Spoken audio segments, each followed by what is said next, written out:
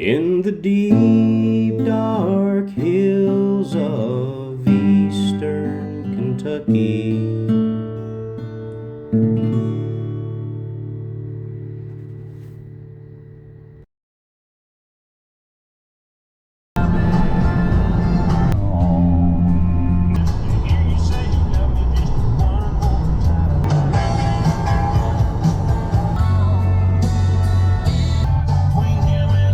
about to marry.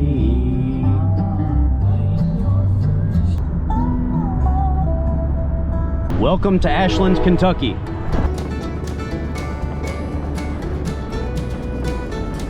All right, guys, this marks the beginning of my tour through Appalachia, and I am so excited. This has been a bucket list thing for me for many, many years. I'm gonna crash one night here in Ashland, Kentucky, where we're starting the tour. And I'm gonna stay here at Night's Inn. I'm feeling kind of royal today. Hopefully not a royal pain in the ass. I haven't stayed at many inns in my day. You can see the layout of this place. It's kind of interesting. And now for the big surprise, we're gonna see the room. Let's see how she looks.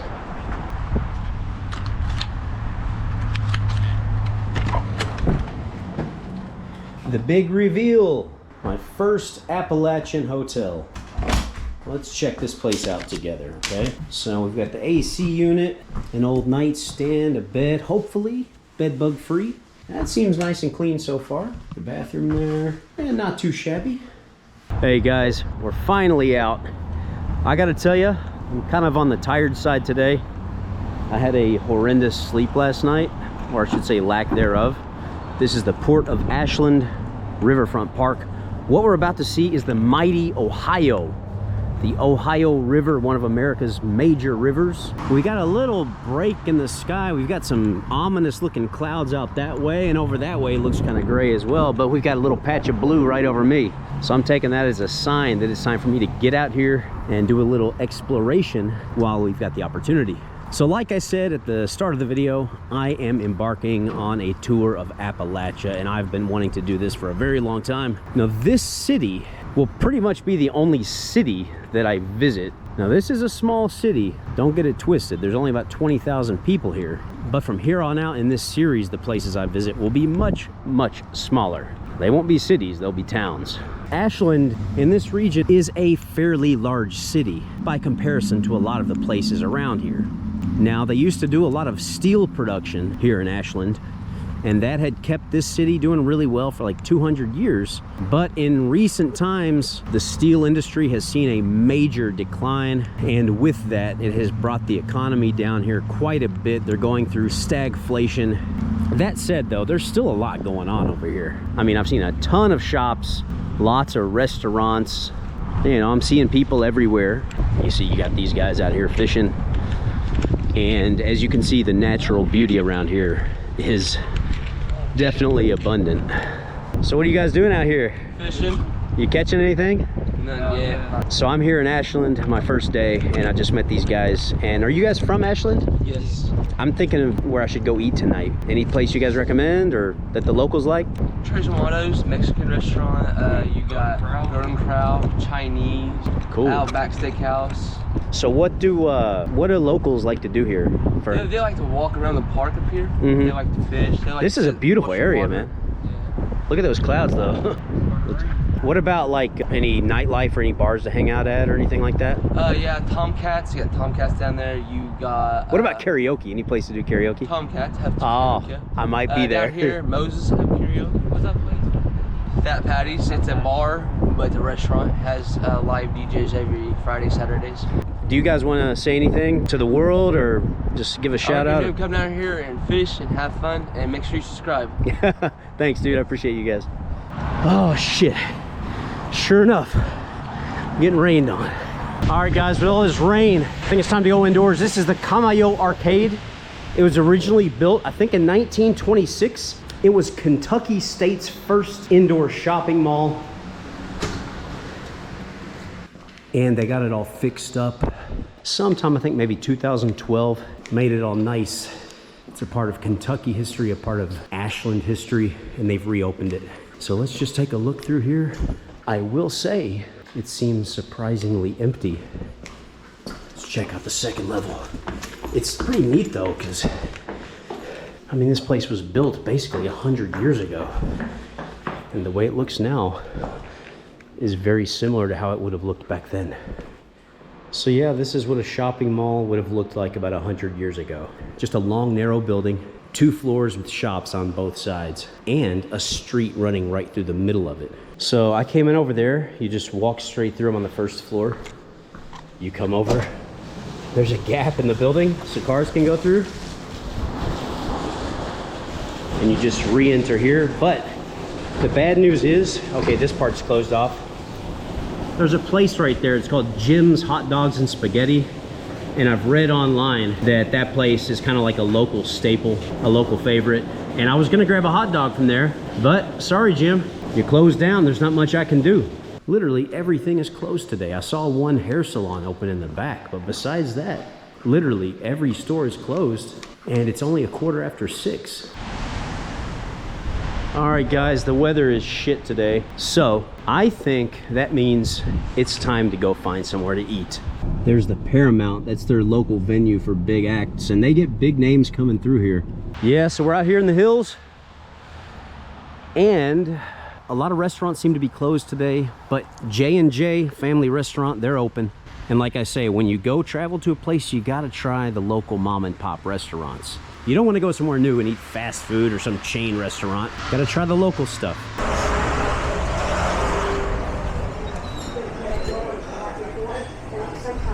Let's see.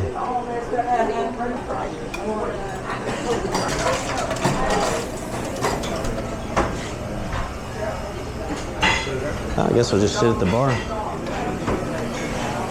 Join us. All right, guys, so we're here at J&J's Family Restaurant. They've got daily specials for different days of the week, and today was baked steak, which I've actually never heard of, never had, but looks pretty good. Loaded mashed potatoes, got some greens, vinegar, and cornbread, and a ton of butter, and we're ready to give this thing a taste test here. I have high expectations for this place. Yeah, that is good. Now, the way you're supposed to eat greens, at least in this region, you gotta put some vinegar on them. Try some of these greens here. And some of these taters.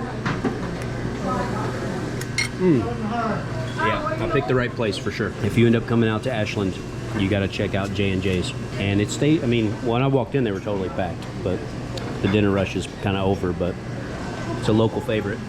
Just finished a great dinner. Just met a couple of really nice people. And if they watch this video, it was great to meet you all. A soccer mom and her son who just won the state championships. But it looks like the rain has stopped. So that means we can actually go do something. All right, I'm back to my humble abode. This place seems like a little inn that you would see in like a TV show or a movie or something. But after getting rained on and just being kind of chilled, because today is kind of chilly, I want to grab a hot shower, just warm up, and then we will continue the Ashland adventure.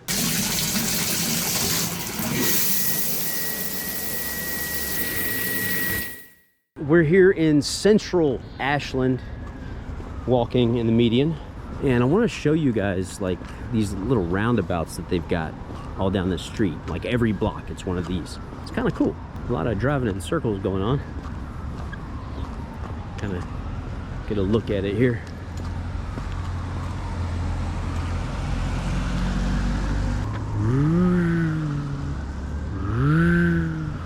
But there's quite a bit going on down here. It looks like there's a lot of pubs, restaurants, shops. So I figured let's come down here to the heart of Ashland and just do a walkthrough, see what our options are. And you never know what you might find. I don't know, guys. I'm walking around down here. There's not a whole lot going on, at least right in this general area, which is central Ashland. But I've got a couple of other plans up my sleeve. So let's get back to the car and try plans B and C. I got you, man. Hey, no problem. It's the bar over here. Let's sit at the bar. Yeah, please. I'm just gonna probably drink a couple beers. Yeah, thanks. Yes, sir. You get more. Hello. Hello. Hello. All right, so you guys have heard of Long Island iced tea, which is one of my favorite mixed drinks. This is a Tokyo iced tea. All right, similar. It's made very similarly. Let's taste it. Yep. She hooked me up. She loaded it up pretty good. But yeah, this place is called Fuji. It's got, it's a Japanese steakhouse. It's got hibachi grill, you can see over there. They've got sushi, full service bar with wrestling on TV. So it looks like a pretty good place. I was just cruising down the street and I passed a place called Kentucky Bluebird, and I knew instantly, because that's a song. It's a famous song by a guy named Keith Whitley, he was actually born here. So I came in, the band had finished, they're closing up pretty soon, but basically just for me, they're gonna play another song. And this guy's got a YouTube channel as well. I'll put his channel at the bottom of the screen, and I'll link him up in the video description. They asked me what I wanted to hear. I said, hey, how about Kentucky Bluebird? You're about as close as the stars up above. You're my long distance love. Kentucky Bluebird, I heard your song today. Attaboy! Thank you.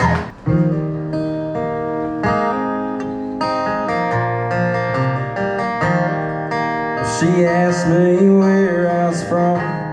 Said somewhere you never been to. Little town outside of Knoxville, hidden by some dogwood trees. And yeah, tonight I'm dodging potholes in my sunburned Silverado.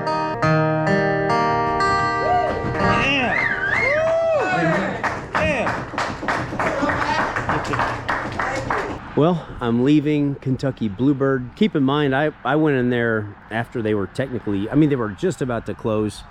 The guy who owns this shop, he asked the musicians who were playing here tonight if they'd play a couple extra songs, and they were glad to do it. And then I hung out here talking to him. If you're a Keith Whitley fan, which I am, he's a singer that was born and raised in Kentucky, and he died way too early, but he was just starting to put out #1 hit after #1 hit. Well, this place is named after one of his songs, and that's what really attracted me to this place. That's why I came here to begin with. So inside this place, he's basically got an entire like Keith Whitley museum. He's got tons of memorabilia, like jackets that he wore, pants that he wore. It's better than the Keith Whitley exhibit at the Country Music Hall of Fame that I went to. If you saw my Nashville video, then you saw that. Not only is he doing that, he's helping the locals out here, helping people with addiction problems. He's got a foundation. He's literally saving lives. So coming out here to this place, Kentucky Bluebird, has just been almost unbelievable. It's definitely been the highlight of my trip. And if you come out here to Ashland, you've got to stop by here. They've got a menu, they've got drinks. The owner of this place is an awesome guy, and he knows a lot of people in the music business. So if you're interested in bluegrass or country or anything like that, look this place up. I'll put a few links in the video description. But it has reached that time for me to head out and go to the next stop. All right, guys. I've been up since very, very early in the morning. This is the last stop for today. They've got a casino here in Ashland, Sandy's Gaming. We're gonna swing in here and take a look. And I'm gonna win a little money or probably lose a little money in the process. All right, this is it.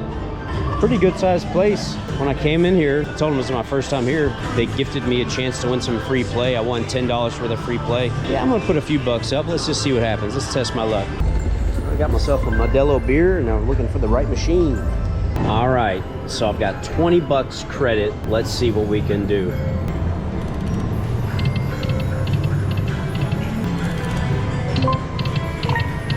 All right, something good just happened.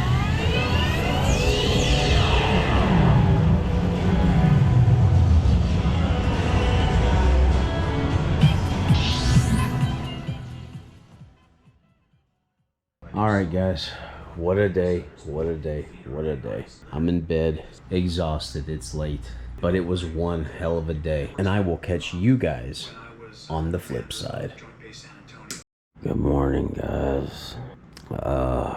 That's 2 nights in a row with about 3 hours of sleep each night. Today could be rough.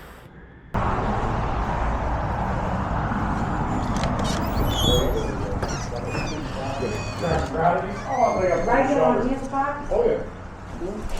And you didn't take a picture of that? Hey, how you doing? Just wanted to check out. 419. Thank you, darling. All right. Thank you. Well, it's safe to say that the weather today is a whole lot better than yesterday. It's a perfect day out here. I mean, the temperature, it's beautiful.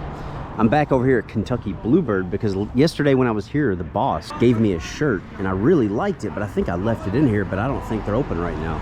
Well, shoot, I don't know what happened to that shirt. I guess they probably put it up last night and the person working last night is not here today. So anyway, it's the thought that counts. Thank you, Jesse, for that shirt. I appreciate the gesture nonetheless. It's an awesome shirt. And I wanted to show you guys this stage that he made. Okay, so he found a pontoon on the side of the highway that was for sale. He bought it and he made a stage out of it, which is pretty genius, actually.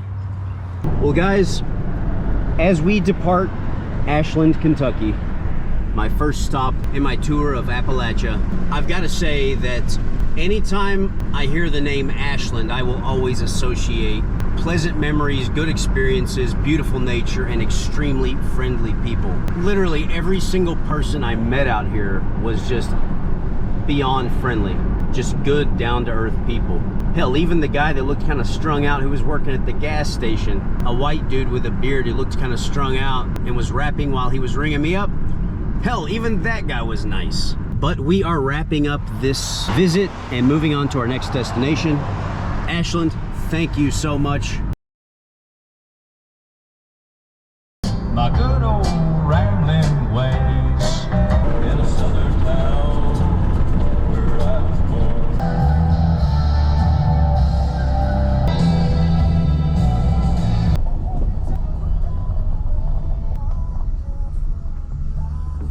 Heading out to Keith Whitley's hometown. We're out here on the back roads. Things are getting interesting back here.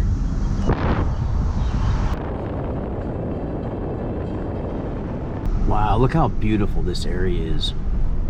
You got a stream over there, mountains and forests over here, little winding mountain road, a bunch of hollers off to the side. This is pretty amazing.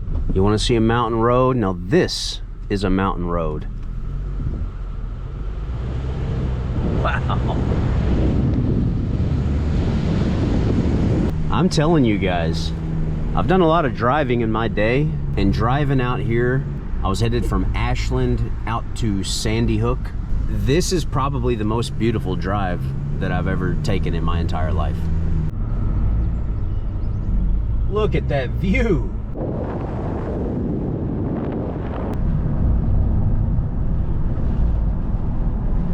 All right, guys, welcome to Sandy Hook, Kentucky. A small, simple little place with a big story. And it's the kind of place, if you blink while you're driving through, you literally might miss it. And this is the place that a country music superstar called his hometown. He wasn't actually born here, but he grew up here, and this is what he referred to as his hometown, Sandy Hook. The guy's name was Keith Whitley. Keith Whitley was born on July 1st, 1954 in Ashland, Kentucky, and raised in nearby Sandy Hook, Kentucky. In my previous video, you got to see what Ashland, Kentucky is like. Well, in this video, we're going to go to Sandy Hook, the place that Keith called his hometown. Now, keep in mind, it's not what it once was. We're going to see what Sandy Hook is like now in 2025. Keith Whitley was passionate about music from a young age, and it didn't take long to see that he was truly gifted. He made a name for himself in the bluegrass music world, but it was when he transitioned over to country music that he really skyrocketed right to the top of the charts.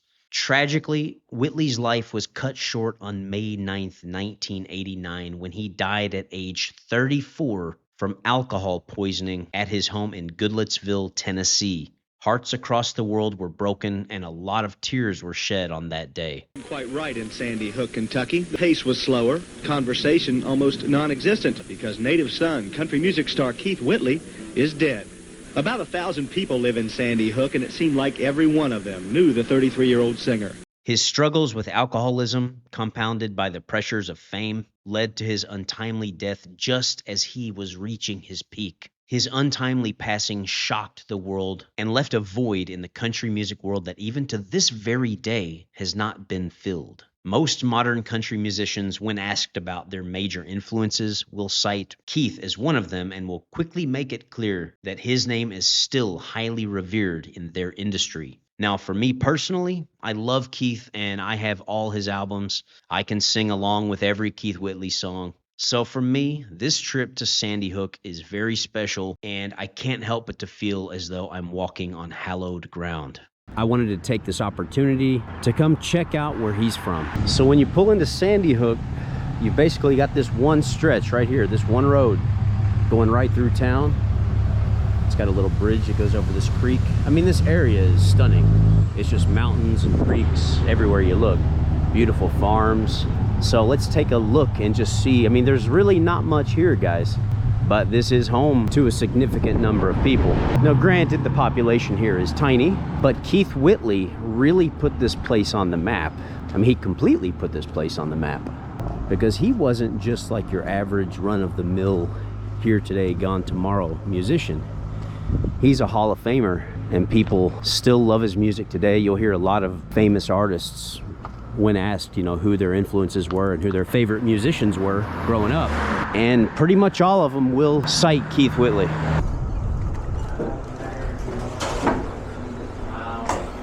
They had this, you know, the big blue plastic tubs that's got the rope handles. We put her in there and just clean. I will. I'll have to tell her. I put it on and hang with my knees. All right, where's that? It was a toss-up between either pasta or the calzone, and I decided to go calzone. All right, I'm tearing into this thing now. It's tasty. Got pepperoni, hamburger, and banana peppers. And they loaded it with cheese and sauce. Very good. Yeah, so Giovanni's is a good place. I recommend it. I mean, if you're in Sandy Hook, there aren't that many choices. There's a McDonald's connected to that gas station, but I saw there's a diner about a mile up the road. But if you're right here on the main drag, you don't have too many options as far as food goes, but the food there is tasty. And the staff working there was extremely friendly. It's got that good small town vibe where you go in and they'll talk to you, they'll give you a big smile, just super friendly. Now when you walk through here, like I said, it's a real small place. There's not a ton going on. Quiet little town nestled back here in the mountains, and you've got these old buildings. In some ways it does feel kind of like stepping back in time. As you're walking through town, you can't help but to notice this big Sandy Hook mural on the wall. So you can see where we started. That Italian restaurant, Giovanni's, is just straight down this road, down the hill, and the gas station there at the bottom. That's pretty much where the actual town of Sandy Hook starts. And then you just walk up this way, and you know, before you know it, the town is basically over. And right here, I'm walking past the library, and they've got a couple of schools over here I want to check out. Over here, we've got Sandy Hook Elementary. Another thing that's interesting about this place, most of you watching have probably never been to a dry county, meaning you're not allowed to buy alcohol there. Well, you're looking at one right now. There is no alcohol being sold here in Sandy Hook. They've got a really nice school though. I mean, the lawn is, you know, completely covered in grass. It's very green. No bare spots with dirt or anything. The school is in great condition. They've got a nice looking playground out here for the kids. So just because it's a small town out here nestled in the mountains, don't think that they don't have some good facilities, because I mean, look at this. This looks better and nicer and a lot cleaner and in better condition than a lot of schools you would find in bigger cities in the US. You see that Dollar General right there? That's essentially where things end, because out that way there's really nothing going on. And I know because I drove out that way and I had to turn around because I didn't expect the town to end that quickly, but that's just how small it is. But I want to show you guys that when you're in this area, when you're in this region, how close you always are to beautiful scenery. Okay, so I just walked through the town. I'm walking through a parking lot right now, and you just come out to the edge of the parking lot, and what do you have? A really beautiful view. I mean, it's just everywhere around here. You can't get away from nature's beauty. Come out here to the edge of the parking lot, just hills, mountains, trees, forests, everywhere you look. And look at that sky. I mean, for a town this small, it's almost hard to even call this a town, because I mean, this place is tiny. The facilities here are in surprisingly good condition. Look at this post office. The building itself looks brand new. Another thing I'm noticing is that I've hardly seen a piece of trash on the ground anywhere. So it looks like the residents here take pride in their hometown. Keep it clean, keep it looking nice. It looks like Sandy Hook's about to get a new little cafe. Let Freedom Ring Coffee Company, coming soon. It's too bad they're not open yet, or I'd stop in and grab a cup. So Sandy Hook is in Elliott County, and you've got to check out the story of why this is called Elliott County. So it was named in 1869 for John M. Elliott, born in Virginia in 1820. He came to this area in 1830. He was admitted to the bar in 1843. Kentucky legislature, 1847 to 53.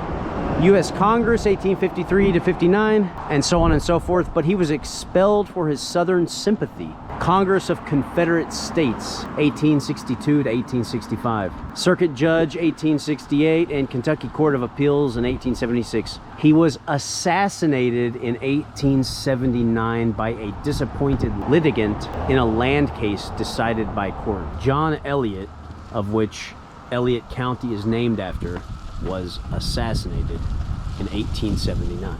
We're still here at the Elliott County Courthouse, but they've got a placard here: Confederate raids and invasions and a federal retreat in Kentucky. So here's the Kentucky map, and we are way over here. There it is, Sandy Hook.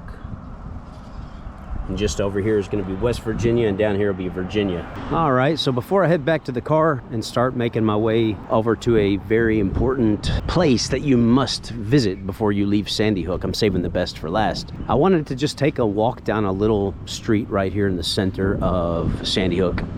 Just kind of see what it looks like. So the main drag is just back there behind us. We're basically right across from the courthouse. And then you just come walking down here. You can see these little homes. These look like mobile homes. I'm not gonna walk too far. I'm just gonna walk down here to Maple Street, but just give you guys a look of, you know, what Sandy Hook looks like. Oh, that's a cool looking home. That is a true old country home with that porch. It's like something you'd see in the movies. Again, we're not far at all from the main street over there. You turn off of it, you walk down a little ways, 5 minutes or so. You got a few homes just right in the center of town, and before you know it, you're right back in the woods. I'm guessing nobody lives here anymore. I don't know. It's hard to tell. Maybe they do. But yeah, beyond this, and you've got homes back there. Beyond this, you're back in the mountains, baby.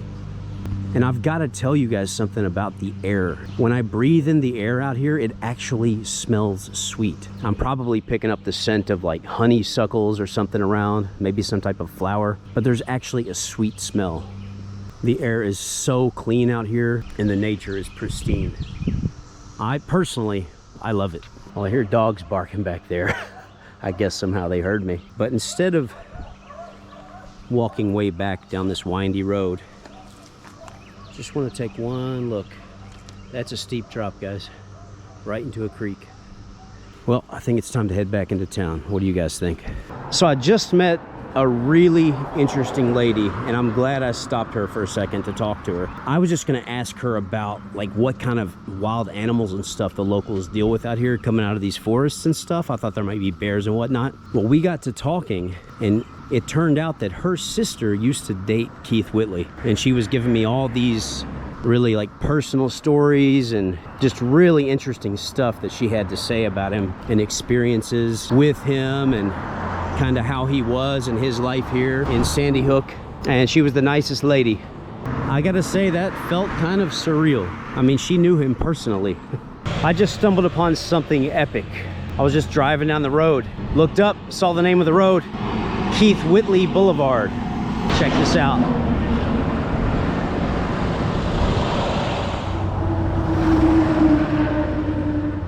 So over here at the Elliott County Veterans Memorial, of course, you've got this memorial here. You got the cemetery back there, got a big old tank over here. So here at this cemetery, you'll see over here, engraved in this bench, the name Whitley. And again over here, the name Whitley. And as we walk around, there's a statue in memorial of Keith.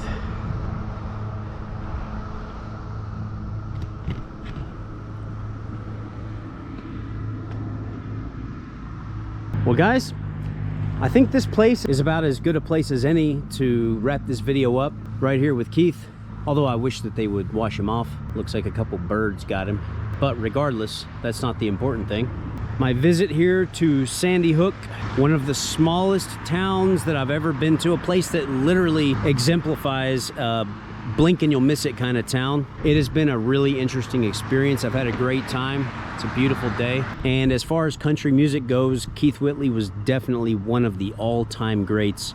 And it feels so cool to be here in his hometown, walking the same streets that he would have walked, seeing the same type of scenery that he would have seen. And although he wasn't here to see it, I'm sure he probably realized how adored he was by Sandy Hook and many other places all around the country and even around the world, but particularly here in Sandy Hook. So Sandy Hook, thanks for your hospitality. Thanks for the conversation. Thanks for all the interesting stories that you told me. A kind of behind the scenes look at Keith. You've made my experience here a really wonderful one, a very memorable one. This is my third stop in Appalachia, and today we're going to Jackson, the county seat of Breathitt County. With so many interesting places to visit in this region, I wanted to make sure to add Jackson to the list since it's the town where Vice President J.D. Vance's family roots come from. If you've ever read his book, Hillbilly Elegy, you heard a lot about Jackson. Sounds like an interesting place, so here we are. Jackson Town, Breathitt County, Eastern Kentucky.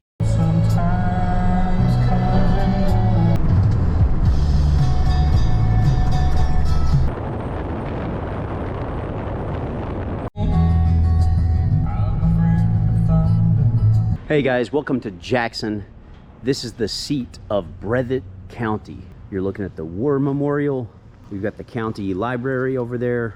We're down here in the center of town, and let me ask you all, what's notable about this place? I'll give you a hint. It has to do with our current vice president. Well, in his book, Hillbilly Elegy, he wrote at length about this town because he has a family lineage back to Jackson. And he wrote about spending time out at his grandma's house, out in the hills, out in the rural areas. He talked about the poverty out here, the hardship, the issues with addiction, and so on and so forth. And those are some badass cars. So I thought that while we're on our big tour of Appalachia, we'd make a special stop by Jackson just to take a look around this little town.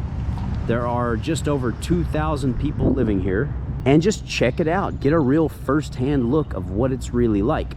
This is stop 3 on my Appalachian tour. Stop number 1 was Ashland. Stop number 2 was Sandy Hook.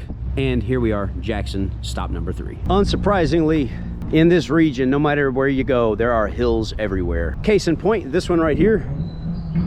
I don't know if the video captures it, but that's one hell of a hill. Now, this town used to just be referred to as Breathitt, but was eventually renamed Jackson, and it was named after Andrew Jackson. And this is an old town. I mean, we're talking not quite 200 years old. And I'm not sure how old every single building here is, but you can see that these have been here for quite a while. And I love walking through old towns like this, because in a way, it really does feel like you're stepping back in time. I wonder what's going on with the police over here. Got a roadblock going on. I'll show you guys one of the coolest home interiors that I've ever seen. So you're walking down the street, you look through the window. They were going for a natural look, so they decorated this home with grass, and you would almost think you're outside. So you got some folks just hanging out over here. Curious what this place is. I'm gonna go see what's up. Let's go check out this car show.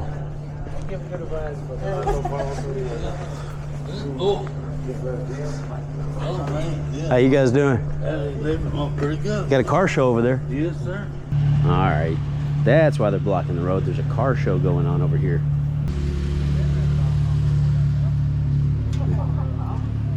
If we got any car lovers out there, you're gonna enjoy this. I've got to admit, I'm slightly ignorant when it comes to cars, but I can tell that these are pretty badass. How y'all doing? Is that your car? Yep. Oh man, that's cool. Thanks. Yeah, it's been extra cool if we'd let the top down. Oh. Wow. Is this like a regular thing y'all do, or just like? This is the first one they've had here at Jackson. Really? Well, I picked the right day. I think we're going to start it like once a month. Uh-huh. Hampton, we have one once a month. Beattyville has one once a month. Ah. West Liberty has one, and Irvin has one. We've got summer show just about every weekend. I was just passing through. I guess I picked the right day to come. It don't cost nobody to sit and talk about somebody. What year is this? 55. Ah. They used to look a lot better than they do nowadays. Well, I don't know now. The four-door cars now look good. I'd buy one now. But when I was growing up, four-door, they called them sleds. If they was on a car lot, you had to pull them to get them off. You couldn't sell them. I think some of those new Dodges look good. Yeah. They look, but because they're kind of bringing back a little bit of the old school look. Let me check some of these out. Well, nice meeting y'all. Yeah, nice meeting you.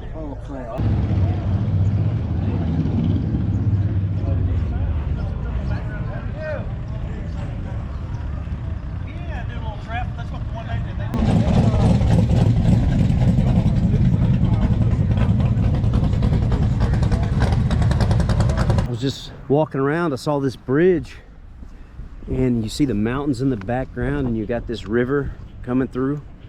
I mean, it's just, they've got an abundance of beautiful scenery around here. Everywhere you look.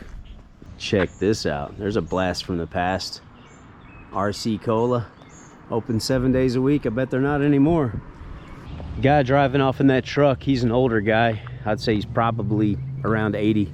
He just kept bumping into me all around town, and we'd stop and talk, and he was a really funny, good old guy. And he was telling me about this town and what used to be here. He said this used to be a parking lot, you know, that grocery was open, and just telling me all kinds of stuff about this place. He said he thinks that in a decade or so that this town may not even exist. I guess time will tell, but the population has been steadily decreasing. I'm gonna go take a look back here. This is just attracting me somehow. You can see up there it says drugs kill, Jesus saves. Drugs are a big issue down here. And as we walk through this little tunnel, you come out the other side and look at that. I don't know if this video is going to do this justice, but this is, I mean, it's actually unbelievable.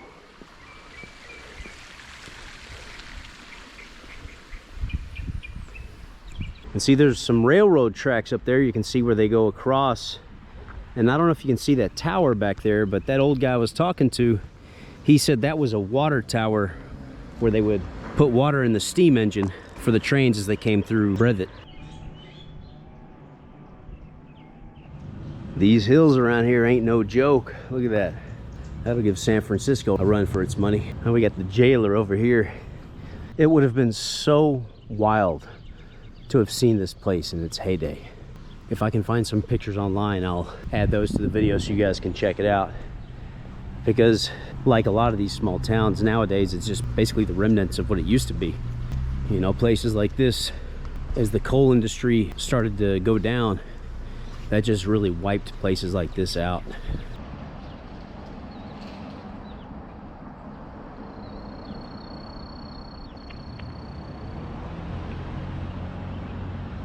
We got Variety Pizza over there. That place is still open. And actually, I tried to get a room over there at Paul's Motel. It's the only place to stay in town, and they didn't have any rooms available. I looked online, and there aren't really any hotels anywhere even that close to here. I mean, you've got to go to an entirely different town to get a room. And some of those places, I mean, they're not that far, but they're also not that close. Yeah, there you go. Jackson, Breathitt County, established 1839. Back in its heyday, this would have been a real nice looking town, but things got a little wild and woolly out here. I mean, it actually earned the nickname Bloody Breathitt, and obviously it earned that name for a reason. There were some feuds with locals around here, and they often turned deadly. You can look into that. I'm not going to go into the whole history of it here. There are other videos about it. You can read about it online, but a lot of blood has been shed here in Breathitt. Honey, I'm home. Oh, and I just referenced Bloody Breathitt. As I was walking, I was passing this, the Hargus building. You can check this out.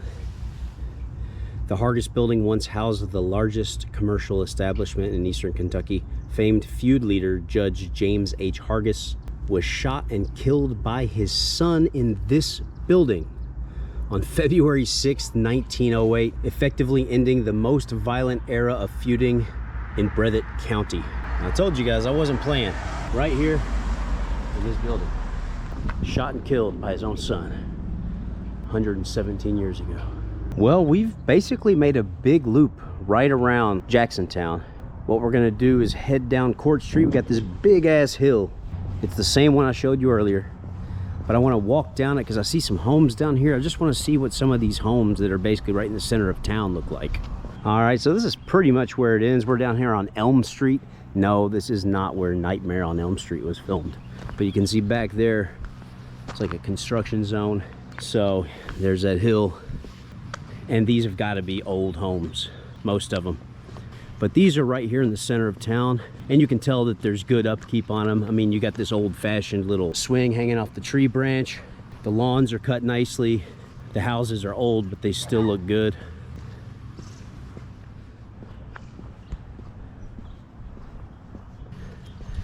I've got to say, it's kind of a weird feeling knowing that not this town nor basically any of the towns around here have any accommodations where I could stay.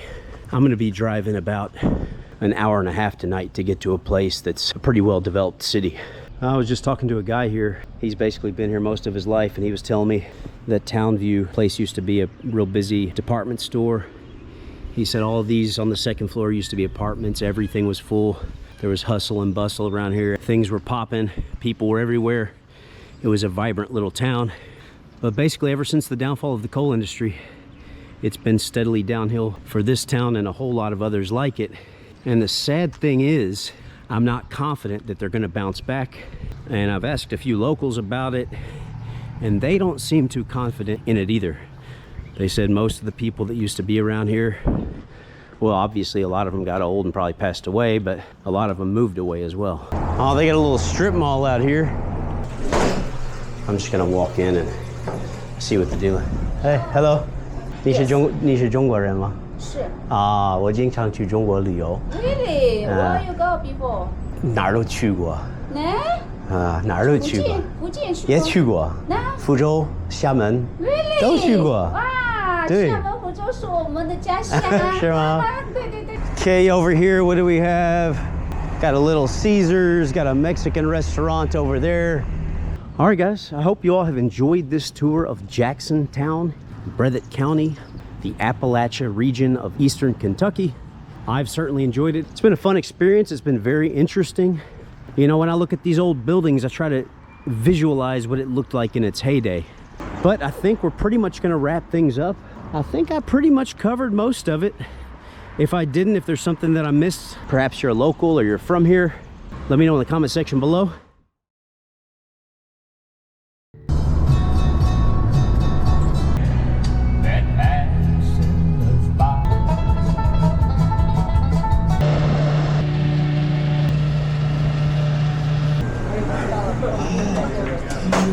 Sumimasen. I was cut. You were here first. Yeah. What's up, bud? Uh-oh. Drop the Sour Patch Kids. Means you gotta pay double. I think they got you on camera too. How you doing there? How are you? Pretty good. That's 2 for 2, right? You have a good day. You do the same. All right, guys, we made it. Welcome to Beattyville, home of the Woolly Worm Fest? WTF? Guess it's got something to do with these guys.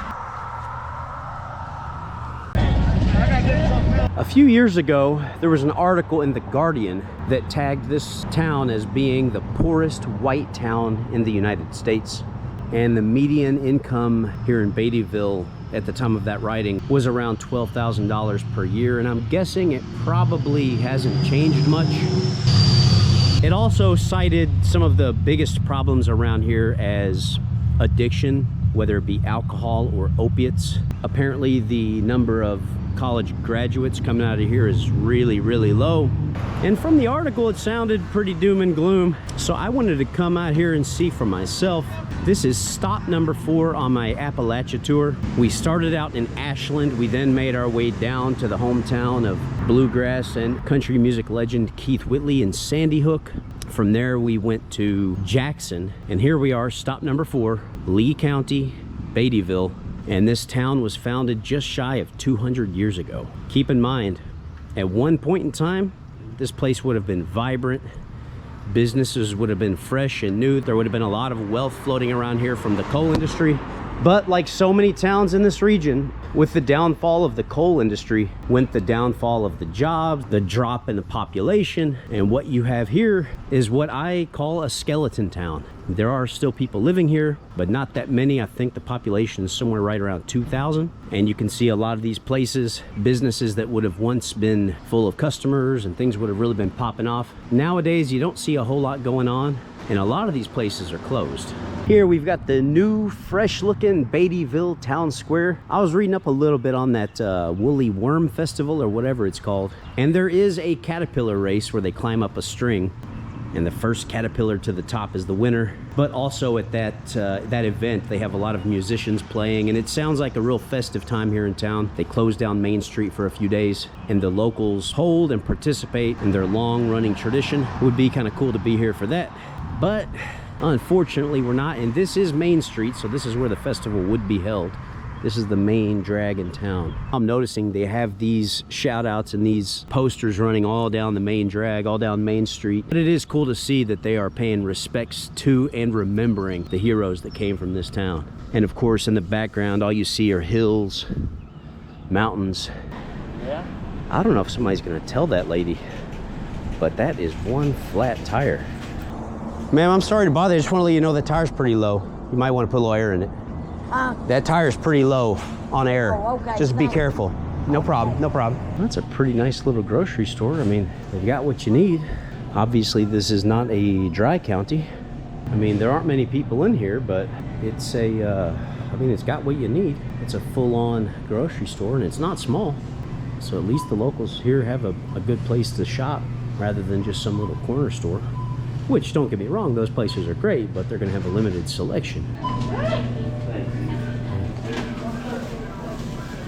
If you spot yourself in this video, you gotta let me know in the comments section. And I'll tell you guys what, I mean, I know there aren't that many jobs out here, and people are struggling economically, but man, this area is just so beautiful. You know, I've got to admit, I'm kind of envious because I just love being out around nature. And I mean, look what these people, when they come outside, look what they get to see every day. I'm not sure which river that is, but I mean, you got the hills there, a forest, a river. It's just beautiful. Excuse me, sir. What river is that back there? This is the Kentucky. Oh, that's the Kentucky, right? East Branch or something like that. I got you. Branch. Okay, cool, thank you. Sure. Oh, snap. Look at that little road going straight up the mountain there. I'm headed that way. I'm over here not far from City Hall. Got the railroad tracks over there. And look how the river just comes right up here. And got a little country home over there. Call me crazy, just a wild guess. I'm guessing this guy might be into lawn care. Guys, if there's one thing you need to remember about Beattyville, it's that Bob loves Sharon, okay? Now, they probably already broke up, but somewhere deep in his heart, I'm sure that Bob still loves Sharon. Looks like somebody had a quick pick-me-up. I bet that was probably Bob after Sharon left him for his best friend. Well, heck, I don't even need to put a map on the screen now. Somebody painted it right here on the ground. There's Lee County, Kentucky. That's where we are right now. Hometown video? There's no way this is a video rental shop. No way. Movies, cell phones, games. Oh, door's locked. All right, let's learn a little bit about Lee County. It was named in 1870 for General Robert E. Lee, 1807 to 1870. He was a fearless man among men. As a soldier, he had no superior and few equal. West Point graduate, declined command of U.S. Army and resigned 1861. Named military advisor to CSA President Davis, 1861. Commander, blah, blah, blah. Well, now you know why it's called Lee County, named after General Robert E. Lee. And that placard is posted right here at the Lee County Courthouse. Oh, nice. The Woolly Worm Barn. There it is, folks.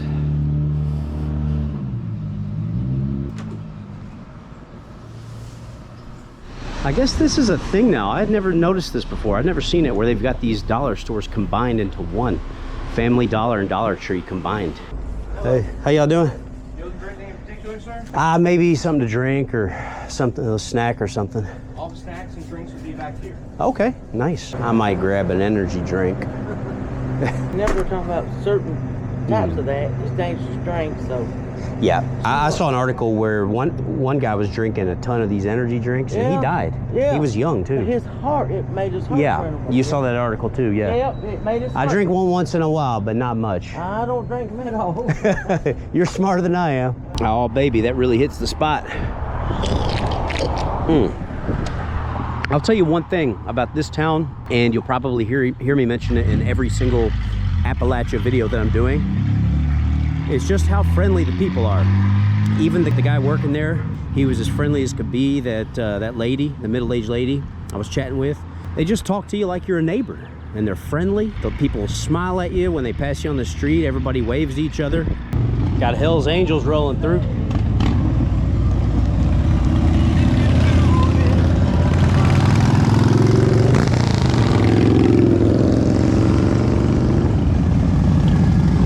All right, here we go. Here's that hellacious hill that we saw from the distance. We'll walk up here. Looks like just a bunch of homes, a neighborhood. Damn, Beattyville, y'all are wearing my ass out. This hill ain't no joke. Woo!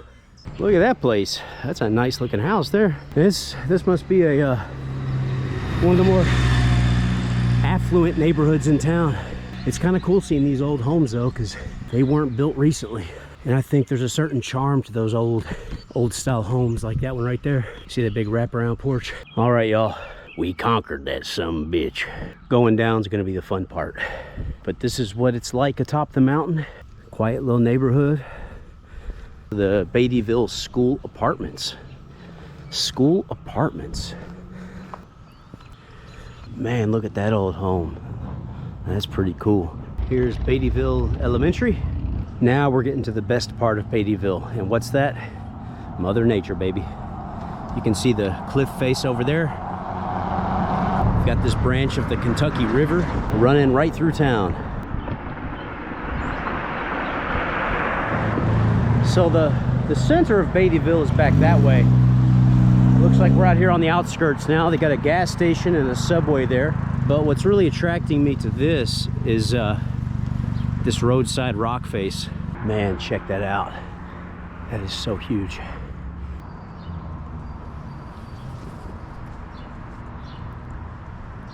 Now that's it. That's the view I've been looking for. Well, Beattyville, you got a nice little town here. I'm glad I stopped by, but unfortunately the road is calling me. I'm bound for my 5th stop in this tour of Appalachia. If you've been following my channel for a while, you'll know that about a year ago, I visited what has been labeled by some as the poorest county in the nation, referring to Owsley County in eastern Kentucky. Even though I'd already been there, I still decided to include it in this Appalachian tour series mainly because that video treated me so well. It was my best performing video to date, currently sitting at 1.5 million views. Hard to believe. Reading the comments from all you guys and gals has been beyond interesting. Hearing about your experiences in the area, your family background, and just learning so many things about the region. So, I'm back in Owsley, and being that only around 4,000 people live there, it's very sparsely populated and the main place to go if you want to be able to get out of the car, walk around, meet some locals, etc. is Booneville, the county seat of Owsley. By some metrics, Owsley is one of the poorest counties in the entire U.S. The county certainly has its share of challenges. It has the 2nd highest level of child poverty anywhere in the country. It has problems with addiction. In terms of health, cancer rates are rising about as fast or faster than any other place in the country. That's sad to hear about a place that is so beautiful and filled with such friendly, down-to-earth people. So I wanted to revisit Booneville and see what has been going on since I left. If you haven't seen my first video about Booneville, please make sure to watch it as well. It will make this video much more interesting.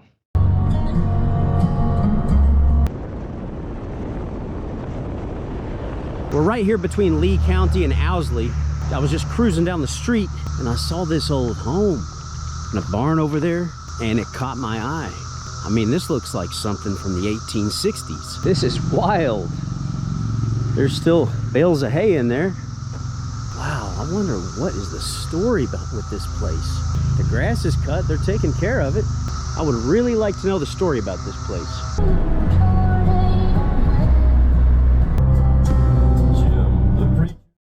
Well, here we are, right back where I was about a year ago. Booneville, it's nice to see you again. Welcome to Booneville. Like I said, I did a tour of this exact same town about a year ago, and I enjoyed it so much, and the video got so much love, I decided that I ought to come back. And I'll tell you what, I'm already seeing a lot more people this time around than I saw during my last visit. And there again is the old Owsley County Courthouse. It feels good to be back. There's a sense of familiarity with this town. I've only been here once before, but I spent a whole day walking around this little town. So it's gonna be really interesting to drop back in and see what has changed. Well, the Charles E. Long service station is still closed, just like it was last time I was here. Actually, to be fair, when I was looking back through my footage from last year, I could see that since then, the Charles E. Long service station has been repainted and looks much improved. And the LG car wash is looking about the same too. Looks like they're taking a permanent vacation. I don't remember that from my last trip, but based on the way it looks, it was definitely here. Sam's Pizza and Subs. I wouldn't mind stopping in there, but there's that diner over there, the old bus stop diner. That's where I'm going because the food was so good there. And I'm not gonna lie, the waitress was pretty cute. But in my first video, I checked out this Family Dollar and I saw the Owsley County Action Team. Now, there wasn't much action going on last time. Maybe there's a little more action going on this time around. Nope. Not a lot of action. Well, there's the Owsley County Jail. I know that's no longer in use. Here's the Owsley County Courthouse's mural that you'll see as soon as you get into town. I'm retracing some of my footsteps from last year's experience, but I'm gonna be taking some different turns on this trip. I don't remember this. Mexican food, tacos, burritos. Guess they got a little food stand going on over here. Hello. Now that's the old bus stop diner. And that place is excellent. And I will be eating there today. Looks like we got the sheriff over there. But last time I was here, I met the guy that was running this store. And he was such a nice guy. I just want to pop back in and say hi to him. He might not even remember me, but... Man, this guy's expanded. He's got a lot more stuff. He told me he was working on a game room. Oh, cool. How you doing? How are you? Pretty good. Oh, the last time I was here, the food was so good. I'm coming back. It's the old bus stop diner. All right, last time I was here, I went with the Philly cheesesteak, which was excellent. I saw some of you guys in the comment section, oh, what are you eating a Philly cheesesteak in Kentucky for? I'm telling you, that thing was damn good. Today, we're doing fish sandwich.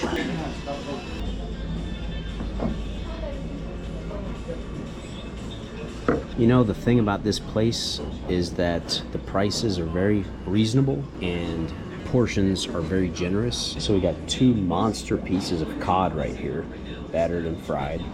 We got mustard greens, of course, with vinegar on it, and some mac and cheese. Good home cooked meal. Whoops, that didn't work out too well, did it? Got a little extra squirt. Damn, that's good. It's all flaky and tender and juicy, and that batter is good.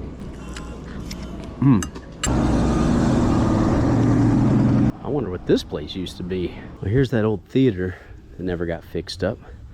Well, let's check out the break room.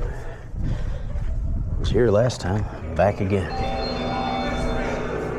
How you doing? Got the jukebox over here.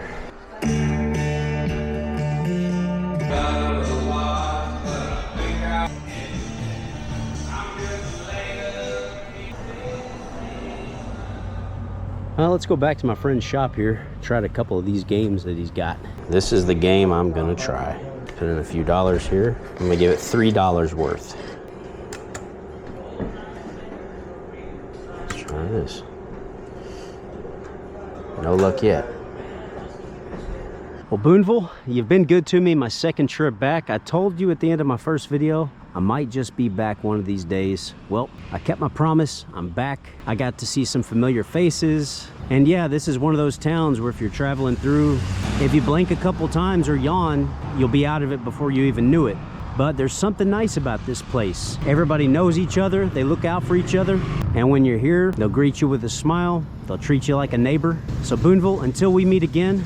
And guys, if you enjoyed this video, please make sure to like, comment, and subscribe. We got a lot more adventures on the way. We're gonna wrap things up. This was stop number 5 on my tour of Appalachia. So goodbye, Booneville and Hazard, Kentucky. Here we come, baby.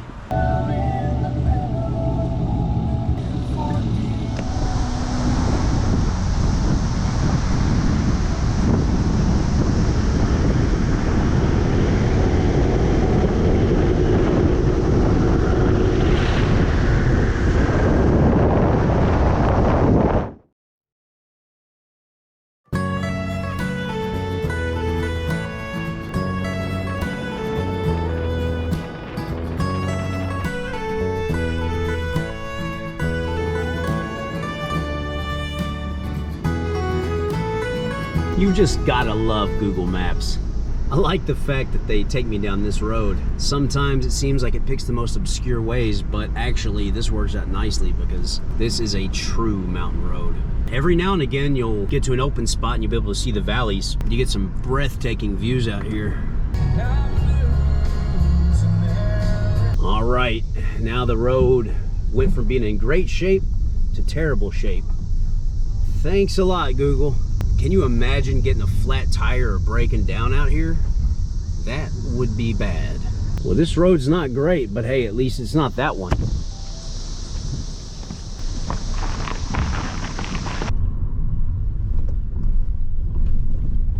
All right, guys, we made it to Hazard, Kentucky. The drive over here was crazy. Thanks to Google for taking me down some crazy roads. I'm glad they did because it made it a lot more interesting. And then arriving here in Google, I just typed in Hazard on Google Maps and the place it led me to was right in town, but it took me up all these tiny little steep roads going up and down and winding around. I've never seen anything like it. First impressions, I feel hardcore like I'm in Appalachia because there is like no flat ground anywhere you look. Everything's on a slant. The only question is how steep is the slant? Yeah, so we're over here at the American Elite Hotel. You might be surprised. You might think that hotels out in this region would be cheap, you know, because we're out in Appalachia, right? Well, it doesn't really work like that. Some of the hotels around here are kind of big ones running like $300 a night. This place itself was almost $100 per night. I mean, when you step outside in Hazard, all you see are hills. So that road right there is Main Street. It goes on down that way. But we're here at the North Fork of the Kentucky River. You can see some people in their canoes down there. They're kind of far, but check that out. And check out these homes right across the street. We're just cruising right down Main Street right now.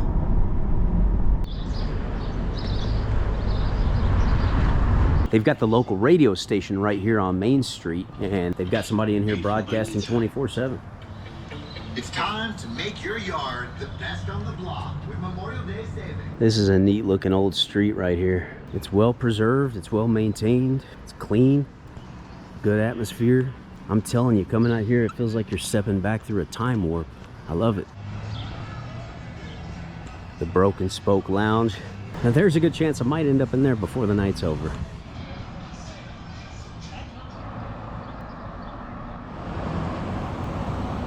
Whew. Just getting up to this church pretty much wore me out.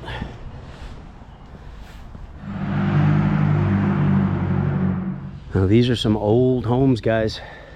Look at that. I think we probably have a musician living here. And like much of Appalachia, well, the whole country really, but especially this region, addiction is an issue. You can see they've got a sign right there. You look way back there, those houses way up in the hills. I'm telling you, we haven't even scratched the surface of what Hazard has to offer. I've never been to a city like this. So we started on that side, we walked up a hill, we came all the way around. Now we're headed back down. The layout of this city is just nuts. I mean, look at the visuals here. You got, well, this is an abandoned home, but you got the mountain in the background. It's just stunning out here. Now there's a fixer-upper. What's crazy to think is that when that was brand new, I bet it was a nice looking house. So I'm walking down here on the street, and I'm guessing just by using this I can level up, cut off a lot of distance. Let's see where this comes out. Okay, back into a neighborhood. Okay, so Hazard is in Perry County, Kentucky. Let's learn a little bit about it. Formed from parts of Clay and Floyd counties, both Hazard, the county seat, and the county named for Commodore Oliver Hazard Perry, the commander and hero in Battle of Lake Erie, 1813, which he reported in famous message, "We have met the enemy and they are ours." Victory gave the United States control of the lake and advanced its claim to the great Northwest. There's the Hall of Justice right there. People's Bank.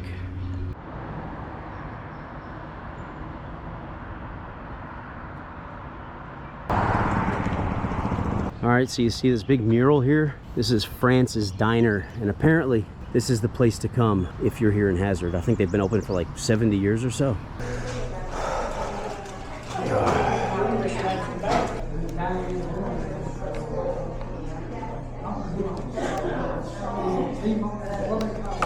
All right, guys, it's dinner time. We're over here at France's Diner. I got the pork chop, fried okra, cottage cheese. I don't know why. Cottage cheese just sounded good today. And, of course, we got a little cornbread over here.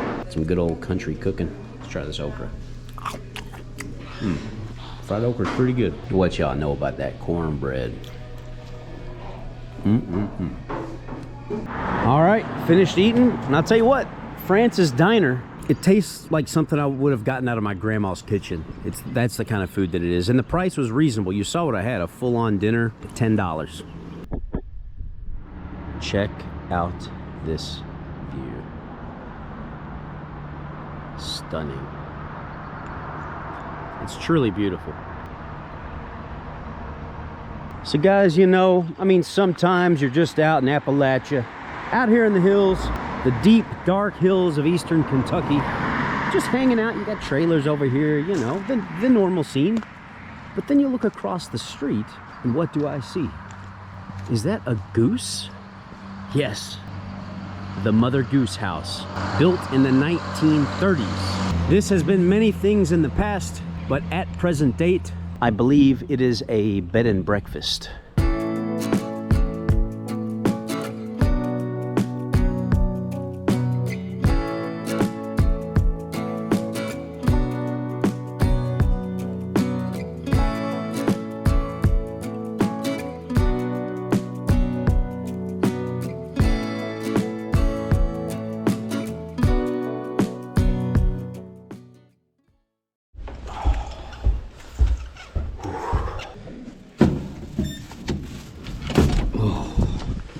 Man, I'm wiped out. Been on the go for 15 hours today.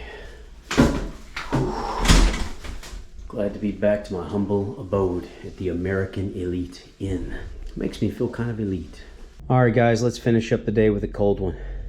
We're gonna crack into a nice cold drink. So if you guys got a beer ready, actually, I'm just playing. Although it's called Liquid Death, it's just frosty cold mountain water. I figure I'm out here in the mountains, I might as well drink some mountain water. And hey, I kind of like that branding. It's pretty damn cool if you ask me. So anyway, if you got a beer or a canned mountain water, whatever you have, let's pop it open.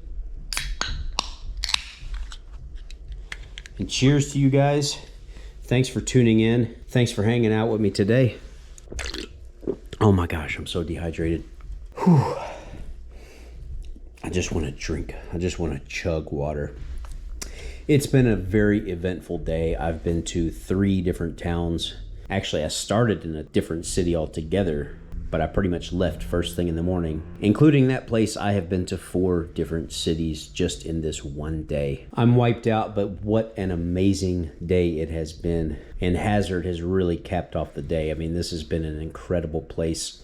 Now, the video's not over. I'm still going to spend a little time here tomorrow, but for today, I'm going to call it a day. I'm going to watch a few videos on YouTube, probably catch a hot shower, and get a nice early sleep. Recharge the batteries for a big day tomorrow. because I'm gonna be just as busy tomorrow as I was today. You see what I do for you guys? Do you see the lengths to which I go? But boy, do I love the process. So guys, I'm gonna sign out for the night, and I'll catch you all on the flip side.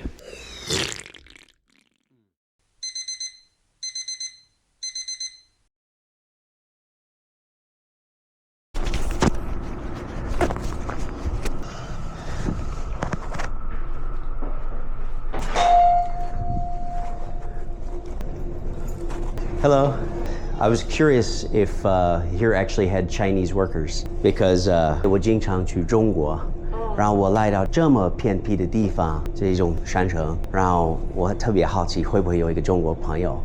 我知道这儿的人肯定不会说中文，所以我就想过来跟你打个招呼。好，我就想跟你握个手，祝你好。对不起，我手机不大。因为我马上要离开这儿，昨天我来这儿旅游。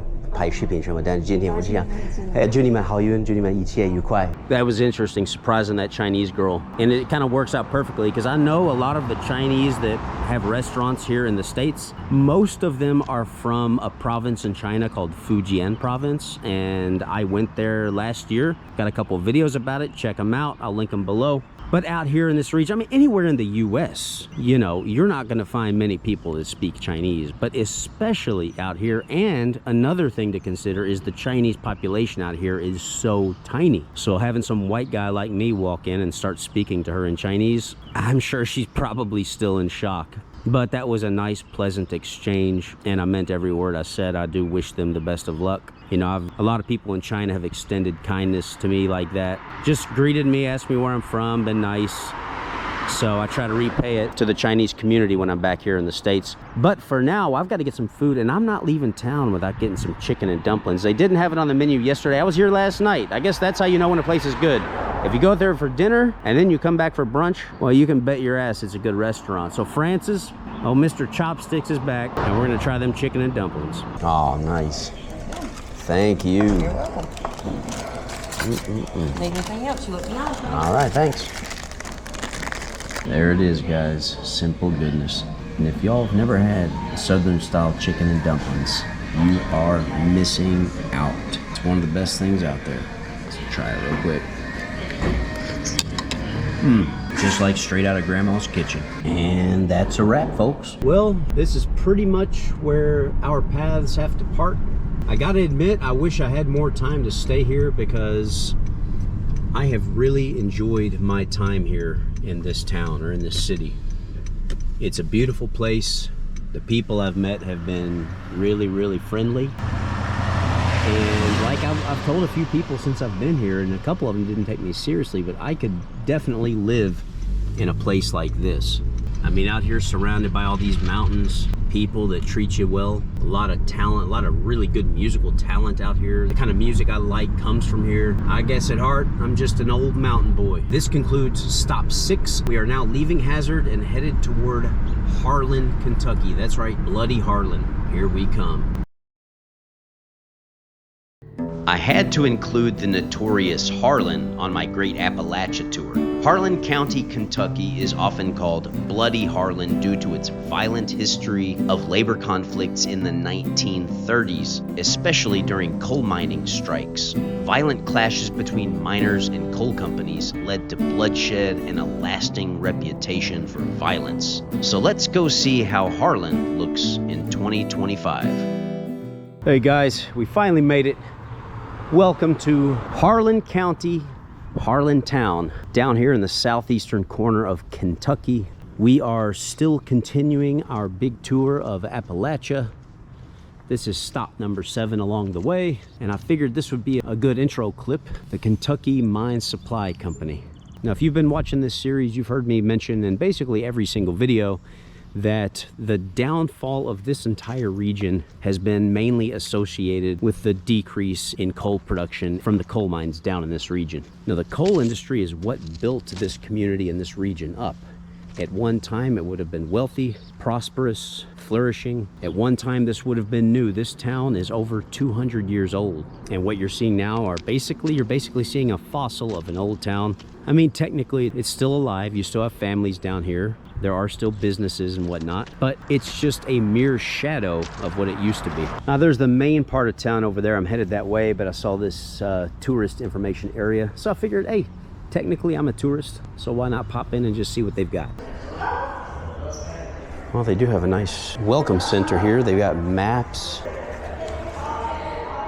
but I don't think they have anything that's really gonna serve our purposes here today. It's so cool coming to these old towns.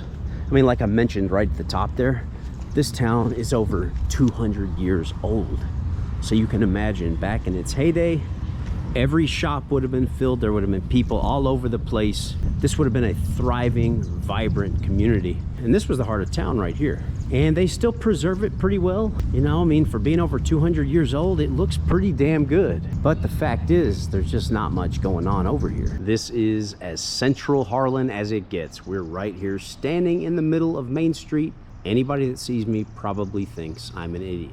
Kind of caught me off guard when I went to the welcome center over there. I thought it was just strictly for like tourist information. Well, it looks like there's like a big ballroom or something like that. And I saw these ladies, it looked like they were having a pajama party. So I asked one lady, she was probably, I'd guess somewhere in her 30s. I said, hey, what's going on over here today? She said, it's a wedding. That's right, folks. A couple more Harlan lovebirds tying the knot. Well, even though this town is over 200 years old, I guess they are living in 2025 because look at that. The anxious hippie, CBD and mystical boutique. Okay, Harlan, okay. Well, first impressions. Harlan's definitely living up to the name. Coal town, coal country, because right over here in the center of town, and the first thing I see are 3 piles of coal. And let's see what it's talking about over here. Dedicated to the people by the Harlan Mining Institute and the city of Harlan in commemoration of the 13th anniversary of the shipment of the first car of coal from Harlan County, August 23rd, 1911. Right over here, we've got the Harlan County Courthouse and a statue out front dedicated to the memory of the valiant sons of Harlan County World War. There are the names there.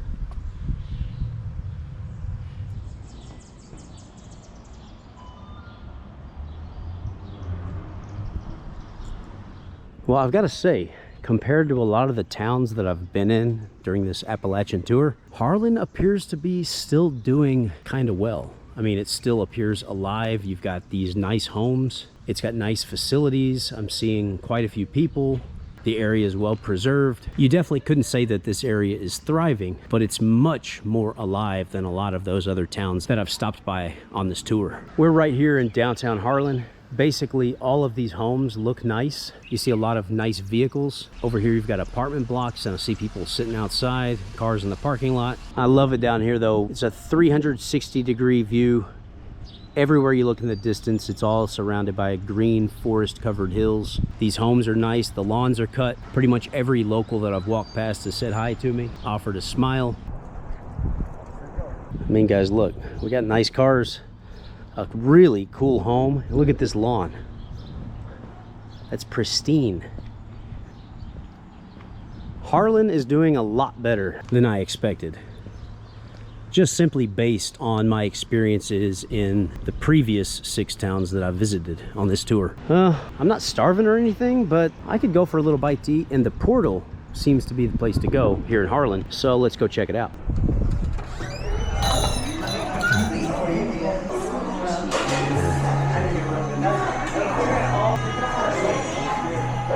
This place has a pretty good menu, but one thing that's catching my eye that's pretty funny in the desserts, look at that, coal nuggets. Is that me? That's you. All right, thank you very much. Welcome. Can I get you anything else? It looks good to me. Thanks. All right, guys, lunch is served. Looks a little well done there, but that's okay. So I got the buffalo chicken sandwich, and these chips here are actually homemade. Nice thick cut potato chips. Man, those are good. So yeah, lunch is served, guys. I'm gonna feast. I'm gonna stuff my filthy pie hole, and we'll catch you guys in just a minute. Oh, that does taste really good. Let's have that buffalo chicken in there, and lots of banana peppers and ranch dressing. It's very tasty. So this restaurant actually used to be a bank, and I learned that from reading this article right here, and I found out that this place still has some of the parts. I mean, it's the same space as it was when it was a bank, but it's got a couple of surprises upstairs that I found out about. I want to show you guys this. I wouldn't have known there was a second floor if I didn't read that article. But when you come up here, they've got a bar area. And so when this place was a bank, this was like the office area. So they would have had a lot of big meetings in here. A lot of the local hot shots. And look at that view. I'm telling you, it feels like you stepped back in a time machine. Hence the name, The Portal, right? So we've got this. This was the office. And then if you walk through here, over here, they've got stuff they set up like a stage. They've got local performers. They've got karaoke night. But the big surprise, check out this door. Why is that so heavy? And why does that look like that? Because this was the vault for the bank. So this is like, I don't know how old, but probably 100, 150-year-old door at least. And this was the vault. It's an office now, but that is pretty damn cool. So if you end up in Harlan, I highly recommend checking out The Portal. Food's good, and there's an interesting story to this building. Yeah, The Portal, can't recommend it enough. I just got to talking to the owner and her son, and it's not my place to share their story, but I was captivated. I stood there talking to them for about 30 minutes, and they have got some interesting stories. And now the lady that runs it, things didn't come easy for her. Now she's a successful business owner, helping out her local community. You gotta support stuff like that. Oh man, they're closed. I really wanted to go in here. It's an Appalachian bookstore and coffee shop. Oh man, that would be so cool. And this town would usually have more going on, but all these shops are closed right now because it's a holiday weekend. One interesting thing I want to share with you all, you'll see on this place it says Mount Pleasant Funeral Home. Well, Harlan actually used to be called Mount Pleasant, but back then the locals already referred to it as Harlantown, and eventually the name officially became Harlan. But back in the day, this place was called Mount Pleasant, at least on paper. Well guys, my visit to Harlan, it's going to be kind of short, unfortunately. The thing is, it's quite a small place, you can see. I've got to say that throughout this Appalachian tour, Harlan has surprised me the most, just in the sense that it looks like there's still a good community around here, and it looks like the town is still alive. You know, some of these Appalachian towns that I've been to, I've enjoyed all of them. They've all been interesting in their own way. But some of them kind of have a feeling of, I hate to even say this, but kind of a bit of hopelessness. Kind of like the town is just a shell of its former self, and there's no hope that it's really gonna come back. And some people have even expressed that they believe that just in a decade or two, the towns may not even be there anymore. Now, I don't know if that's true or not, but out here in Harlan, I get the feeling that it's going to be around for a long time to come. And the homes out here have been surprisingly nice. The community is well looked after, and that's really good to see, because this whole region is just like it's a hidden treasure. Everybody knows about it, but very few people actually get out here to travel. But you've got these neat little historic towns that are like 200 years old, surrounded by mountains, the most beautiful scenery, well, at least some of the most beautiful scenery in the entire US. And you've just got a bunch of these little forgotten towns. What a shame it would be if all of these disappeared. Well, Harlan, it was short, but it was sweet. Had a good time, but the road calls, and we are moving on to our next destination.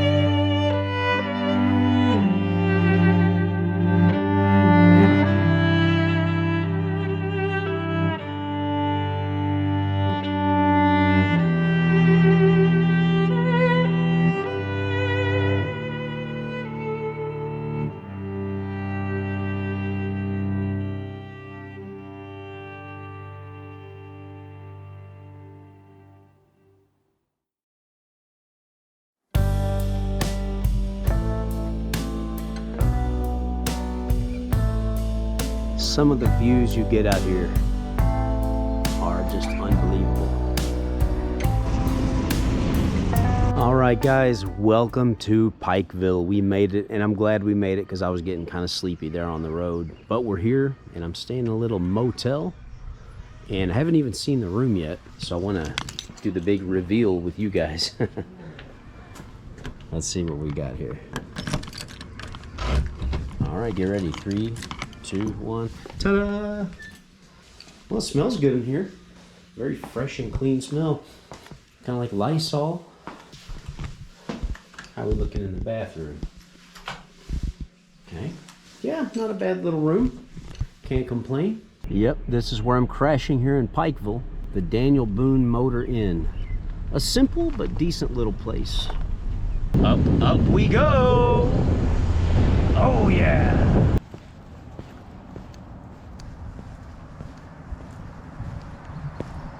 The big reveal. What you are looking at is the second largest earth-moving project in the Western Hemisphere. Second only to the Panama Canal. And guys, this didn't used to look like this. This was a man-made project, and in order to complete this, approximately 18 million cubic yards of earth were moved, thus creating space for what you see in front of you right now. They also did this for purposes of flood prevention. Now, the project was started sometime around 1980 and was finished in 1987. And you know what's so crazy about it is Pikeville, or I'm gonna say Pikeville in this video because that's pretty much how the locals say it. This is a pretty small place. And yes, like the rest of Appalachia, as the coal industry saw a sharp decline, so too did the fortunes of this town. But at no point was this a massive place. So to think that something on this scale was completed down here in southeastern Kentucky, down here in Appalachia, you know, the land of the hillbillies, as some people say. And I say that in a joking way. I actually love this region. But for a project of this scale to be done out here in Pikeville, Kentucky, it just blows your mind. You would not think that the second largest earth-moving project in the Western Hemisphere, second again only to the Panama Canal, was done right here. I could honestly just stand up here for a long time just observing this, and not just the highways and all that stuff. I mean just the nature, the mountains around here, just this scene. It's just beautiful. And guys, I'm starting to hear raindrops. That's not good. Let's get back to the car. Well, I was driving down the road heading for central Pikeville, driving alongside this river. Beautiful view. I mean, just everywhere you look, it's just beautiful around here. But I saw this bridge. This thing is epic. Oh, I think I saw a sign on it that says temporarily closed. Man, well, that's not good. I will at least let you guys take a look at it. This would be fun.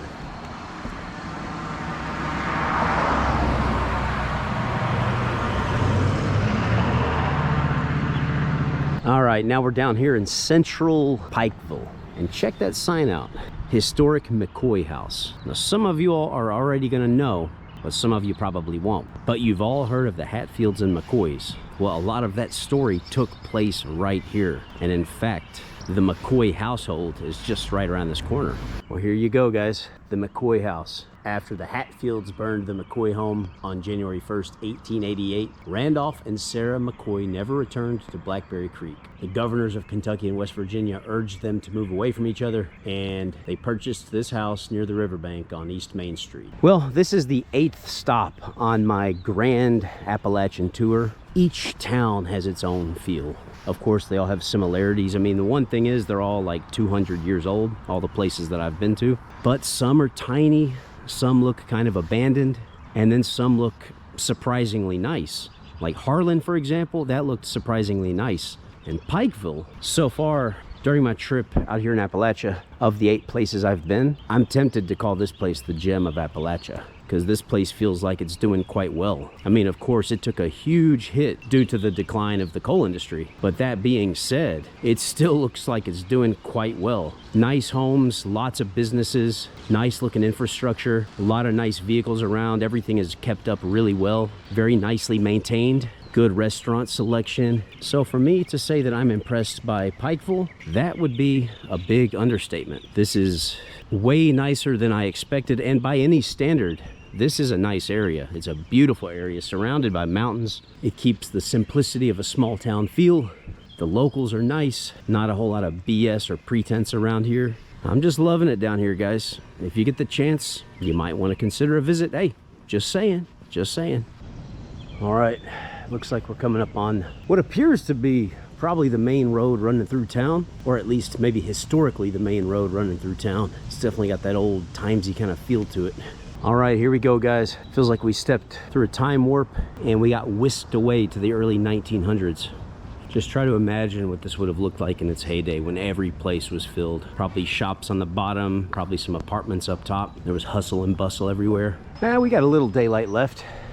Might as well make the most of it. Let's check out the city park right here, Pikeville City Park.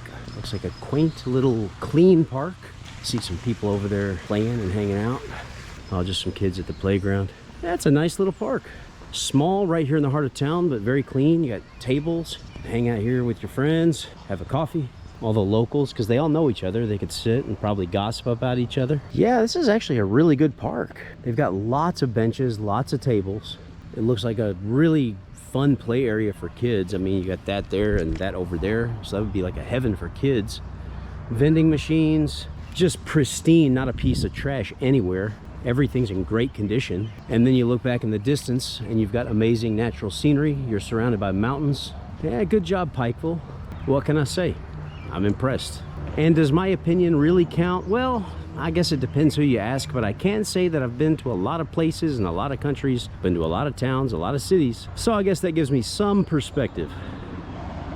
Do you know what you're looking at straight ahead? I mean, it says it, but it's probably kind of hard to see on the screen. University of Pikeville, UPike. This brings in quite a few students, and one thing that might surprise you is that they have a really good medical department, and I think their main thing is osteopathy. But I mean, look at this. When people talk about Appalachia, this isn't what you would imagine, is it? Great facilities, clean, modern. I mean, it's got the old quarter there as well, but I mean, this is modern, this is nice. Paul Patton. Guy's got quite a resume, doesn't he? They take care of stuff out here. You listen in New York, you listen in Chicago, you listen in San Francisco. Nice cities, but no leadership. All right, now we're at UPike. So I say you hike at UPike. And there's a lot of stairs here. And we heading all the way up, baby. All right, we're just about to make it. Woo! My goodness. Goodness gracious. Now time for the payoff.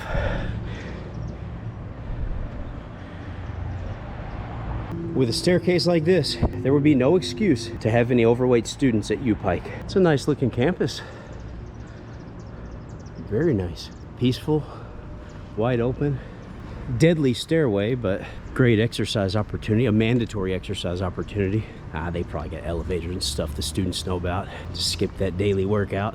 But yeah, check this out.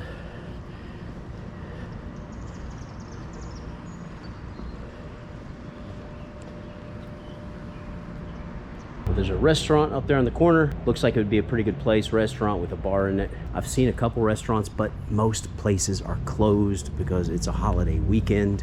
Of course, on the outskirts of Pikeville, I saw a whole lot of fast food. Hardee's, Taco Bell, McDonald's, they'll all be open. But it's the local places, the places that I want to eat, that are closed. It is raining, so this works out nicely.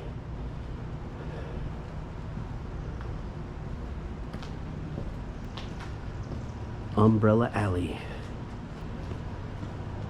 What are we going to see on the other side here? Hi, you are currently being recorded. Oh, a camera that said, "Hi, you are currently being recorded." Okay, thanks. Good to know. Man, when they say public holiday in Pikeville, they ain't playing. Everybody closes down. Well, good morning, guys. Day 2 here in Pikeville. I woke up this morning feeling like ass. You know those days when you wake up and you don't feel rested at all? Well, that was me this morning. Let's see what's going on outside. Let's see what kind of day it is here in beautiful Pikeville. Still here at the Daniel Boone Motor Inn. I hear the birds chirping. Don't see a soul out here. The air smells fresh. Hey, not a bad start to the day. All right, guys, day 2 in Pikeville. Here we are, best restaurant in town, McDonald's. Now, obviously, I'm just joking around, but I've had kind of an interesting food experience here in Pikeville because all the good restaurants in town are closed due to the holiday. So last night, I figured while I'm here in the U.S., I kind of wanted to have Taco Bell just once, just for that good old greasy flavor. So I stopped by a Taco Bell last night. Actually, I passed up getting a steak at a Texas Roadhouse because I thought, then I'm kind of tired. It's been a long day. Let me just swing over here to Taco Bell. Well, here's the kicker, guys. So when I got to Taco Bell, I placed my order at 9:03 p.m. and I started waiting, and I could tell, okay, things are not gonna go very smoothly here. It's gonna take a long time. While I was waiting, I saw other customers complaining about their order being wrong. It seemed like things were just not working out. So just out of curiosity, you know, usually I probably wouldn't have been quite so patient, but just out of curiosity, I said, you know what? I'm just gonna see how long this actually takes. I mean, I found the whole thing kind of entertaining. I wasn't in like a big hurry or anything. So I waited and waited and waited. And finally, after waiting 50 minutes, that's a 5-0, I said, I gotta get some sleep tonight. I gotta eat something at some point. Other restaurants are gonna end up closing if I don't do something soon. So I finally politely requested a refund right around 10 p.m. I wish I would have filmed the whole thing because it was just, most people would have been pissed, but I found the whole thing hilarious. And it turns out they were training some new workers there at Taco Bell. That's why things were going so slow. So then I ended up swinging over to Buffalo Wild Wings, another chain restaurant, not a place I would usually pick. Had a decent little meal there, got talking to the waiter, a local guy, and let's just say I got into the vodka and OJ last night, and my man was making them pretty stout. So this morning I've got some running around to do. You know, pretty much the only restaurants open are gonna be like fast food or chain restaurants. So here we are at the Golden Arches getting another gourmet meal. All right, guys. Now, hey, you know, I'm based in China. They've got McDonald's in China, but they don't have this, okay? They don't have buffalo sauce. McDonald's buffalo sauce is freaking heavenly. So yeah, this is what I've got. A burger, nuggets, fries, and a coffee. Let me show you guys this. You might hear some lip smacking going on, but I could drink this shit, literally. That's how good it is. Telling you, if you know, you know. Man, the natural beauty out here just keeps coming. Just cruising down the highway. Look at this. Those moments. All right, guys, we're out here we're kind of on the outskirts of Pikeville. You can see there's a real nice little strip mall here, and on the other side of that, there's a bunch of other restaurants and shops. Like, it's a nice looking area. So I was actually really surprised to see this area out here in Pikeville. And it's not right in the heart of town, but just out of it. And man, what a journey it's been. What an epic adventure it's been through Appalachia. I planned to hit 8 places. I ended up making 9 stops on this journey. And each place was unique, interesting. I met nice, interesting people in every place, and I've had a hell of a time. But we're gonna finish up this trip. I'm gonna treat myself to a big, fat, juicy steak tonight over here at Texas Roadhouse. I think I've earned it, guys. What do you think? So let's go in here and get ready to feast. So they got a pretty good crowd in here tonight. They got 3 hostesses over there. But yeah, got a pretty decent crowd. I'm gonna, whoa, look at that raccoon. I'm gonna chill up here at the bar. Let's zoom in on them. Yeah, being that we're in Kentucky, I had to get the local ale, and this one is actually brewed right here in Pikeville, and I believe the brewing company is Dueling Barrels. And let me get a view of this, the tap here, so I don't screw it up. Kentucky Vanilla Barrel Cream Ale. So let's see how this bad boy tastes. That's very tasty. Good choice, good choice. I had to ask the server slash bartender how many people are saying that he looks like Zach Top, because he really does look like him. There's nobody in his right mind would have left her. All right, so like I said, I decided to splurge on my final dinner here in Appalachia.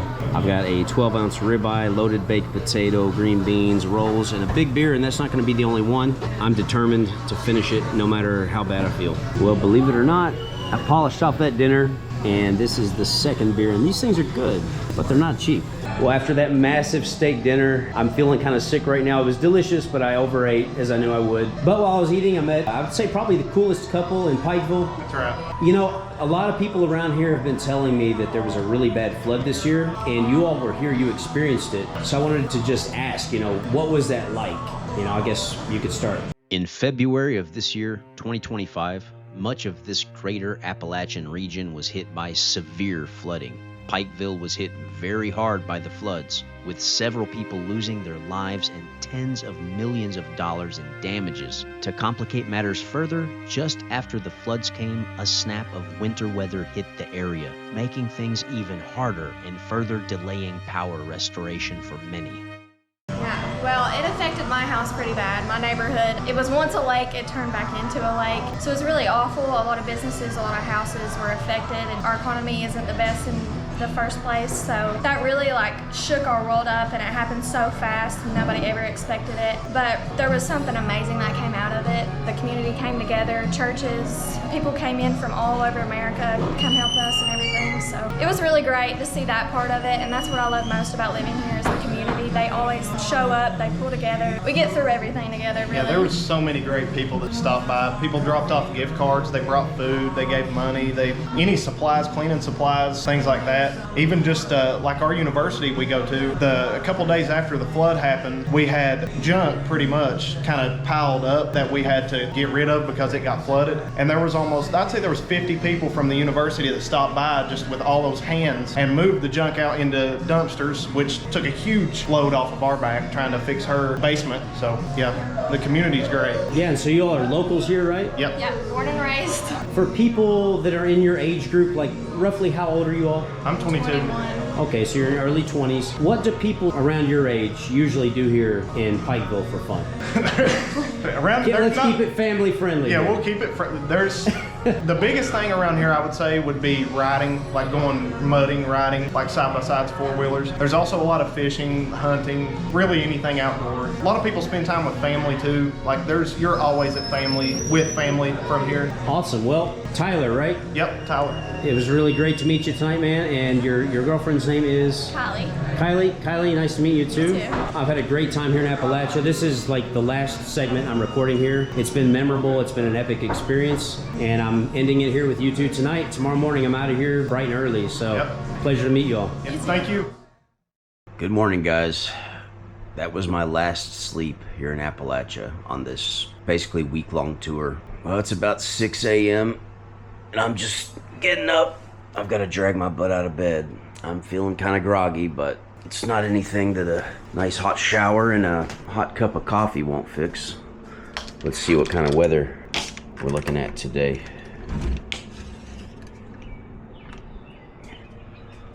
Well, it's a nice brisk morning. You can tell we had some rain last night. Look at that fog over there in the mountains. That's beautiful. All right, highway, here we come, baby. And look at all that fog in the mountains.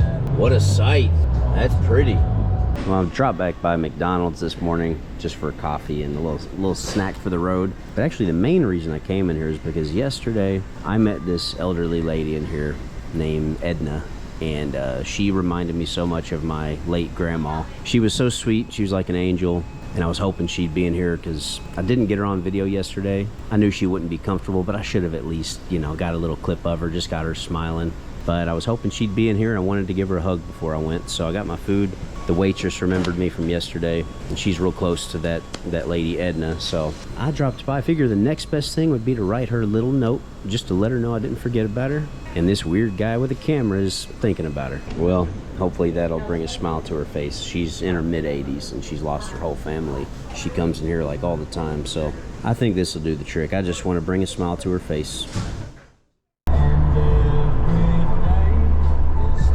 After 8 stops in Appalachia, visiting little towns scattered throughout this mountainous region, I have fallen in love with this area. I've always been a nature lover, and I'm more of a mountain and river man than I am a beach person. Mountains have always attracted me, and their beauty comforts me. It never gets old. On top of that, out here in this highly neglected region, there are families and tight-knit communities all throughout. They hold on to the traditional values that I, too, treasure. Values that if the entire country had, we'd be living in a modern-day American golden era. In this region, family values rule. Men are men and women are women, and they are comfortable in their roles. There ain't no confusion about it out there. They take pride in their towns. Hell, even after being swallowed up by a flood just months prior, they've already largely restored the towns and got everything spick and span. This is generally considered America's poorest region.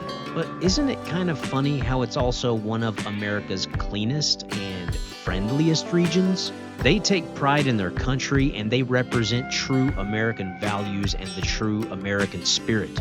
They fly their flags high, and trust me, bud, you wouldn't want to be the sorry soul that told them they had to take that flag down. Now, I don't come from those mountains and hollers, but in a way, I kind of feel like I'm home when I'm there. Who knows, maybe one of these days, it will be home.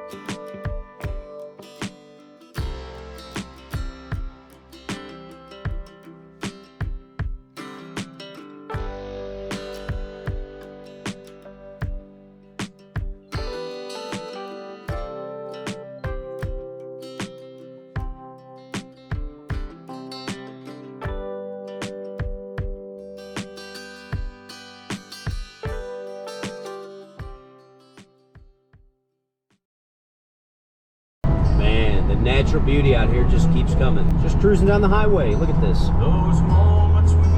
Stunning. In 1964, the president at the time, Lyndon B. Johnson, launched his War on Poverty. He planned to roll out programs that focused on education, healthcare, housing, and job training. In late April 1964, President Johnson stopped by Inez, Kentucky, in order to try to highlight the dire conditions in Appalachia and galvanize public support for his poverty alleviation efforts. Now, 61 years after his widely publicized visit, I went there to see for myself how things are going in Inez, Kentucky in 2025. Hey guys, here we are, Inez, Kentucky. Now this is a really small town, but it's pretty old. This area was settled over 200 years ago, and the town has been official for about 150 years. We are in Martin County, Kentucky, and this town, while it's tiny, I mean, we're talking a population of like 500 something people, and a good chunk of those are not going to live in town. They're going to live somewhere back in those hills. But despite the fact that it's such a small place, it has some interesting historical points that I want to cover in this video, and I want to tell you all a little bit about the story of Inez. Now, the name of the town is pretty interesting, Inez. Where would they come up with a name like that? Well, this town was actually named after the daughter of a postmaster way back when, and now it still carries her name. Out here in Appalachia, I've been doing a lot of driving, passed through a lot of towns, and I've stopped in a lot of towns, and this is a common sight. Local motels and local inns that have just closed, and now they're just sitting here to rot. Case in point, Inez Motel.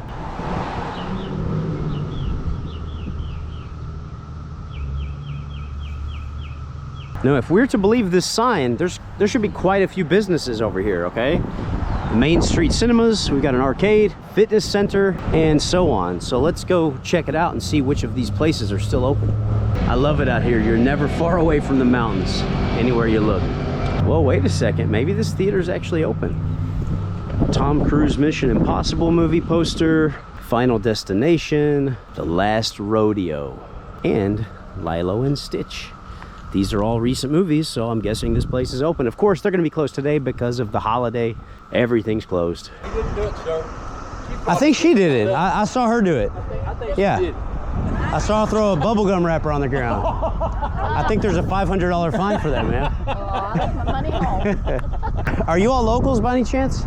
Yes, used to be. We were born and raised here. Now, this group of folks that I bumped into, other than having the prettiest girl in town with them, sorry, but it's gotta be true, also seemed to be the nicest people around. We hit it off right from the start, and they literally treated me like family. Even invited me to spend some more time with them and have a meal together. Our conversation was private, and out of respect for that, I don't want to air it out to the whole world. But it was such a nice chat, and I'm so lucky I bumped into them. It turns out that they are affiliated with a group that is doing amazing work in the region, an organization called ARO, Appalachia Reachout, which is helping people in that area as well as other areas in need with various aspects of life, including addiction recovery support, education, work and repair, as well as trying to spread the good word. And I promised them that I would help promote that organization here in this video. I'll put a link to their website in the video description below, and I encourage you to please at least look at it. They are doing amazing things and changing lives. This is not a paid shout out. This is just me trying to show such a special region some love and contribute something positive to them, and to try to repay some of the kindness that the folks out there showed me. If you do decide to contribute or get involved, please make sure to tell them that Chopsticks and Trains sent you.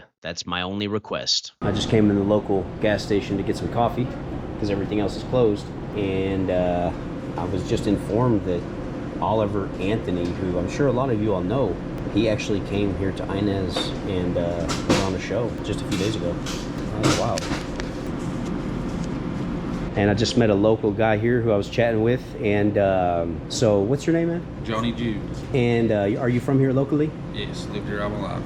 And in this kind of town with only like 500 something people, what do people do like in their free time? Just ride side by sides. Oh, really? That's the main thing? That's about all everybody does. And did you check out that Oliver Anthony show when he came to town? No, I was actually out of town. Oh, shoot. Then he put on a big Veterans Day ride. There's like 75 and 100 side by sides went on it. Cool. Well, man, nice to meet you. Nice to meet you. Enjoy the day. Yeah, these houses look very nice. Everybody that I've talked to here has been so friendly, personable.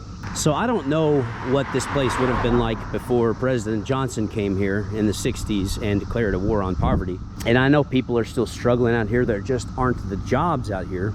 But as far as a little tiny town, it's pretty nice. Nice homes, nice vehicles. They've maintained the town really well. So for all you guys out there that thought Appalachia was just backwoods, like poverty-stricken, nobody's got any money, look at that house and look at all those cars. There's plenty of people doing fine out here. Now, of course, there's a lot of people not doing fine. But this place, this entire region gets an unfair reputation. And there's a lot of ignorance because it seems like everybody's curious about this region. You know, it's the topic of movies, the topic of stories. And granted, it does make a good setting for stuff like that. But it always portrays this area in a really negative and backwards way. And that's just not the full picture. Inez is just a little speck on the map. It's the kind of place where even people in the same state of Kentucky have never heard of. But when you look over here, the facilities are surprisingly nice. Now we're getting to the good stuff. The old part of town. I mean, some of these buildings are probably like 150 years old. Government center here, an old school courthouse just up there. Apparently, there are 3 courthouses in this tiny town of like 500 some odd people. 3 courthouses. I mean, Inez, how many courthouses do you really need? All right, so the young lady I was just talking to, the one that told me about Oliver Anthony playing here, said I would see a stage between 2 buildings over here next to the courthouse. That must be it right there. I bet this place was packed because Oliver Anthony, I mean, I'm not his biggest fan. I'm not the biggest fan of his music, but you can't deny that the guy's popular. He's got a huge following. Courthouse Square. Courthouse, courthouse, courthouse, courthouse. This must be a thing in Appalachia. I saw this in Pikeville too. A little alleyway type of thing with umbrellas hanging. I wonder what the deal is with that.